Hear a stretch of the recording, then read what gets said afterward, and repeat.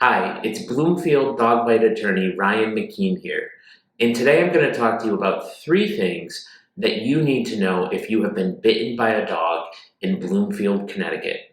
The first thing that you need to know about dog bites are that dog bites fall into a category of law called strict liability.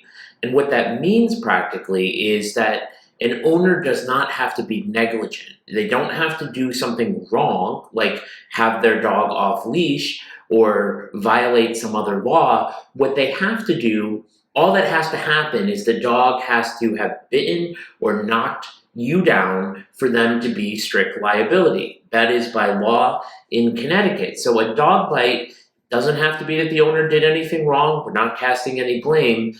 The owner or keeper is liable if strictly liable under Connecticut law if a dog has caused injury or harm to a person.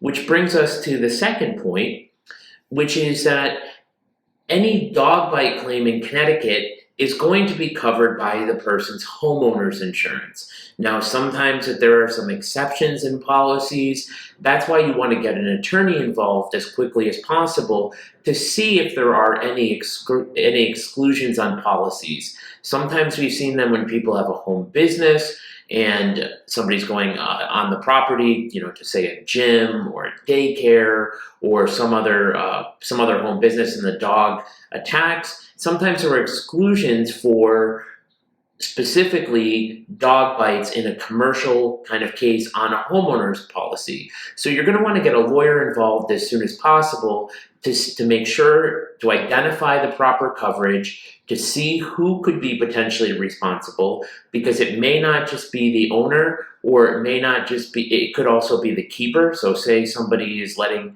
somebody else walk the dog, it is both the owner and keeper who could be liable. So you need an attorney who's going to go out there and find that insurance, see if there is coverage for the dog bite or the dog knockdown.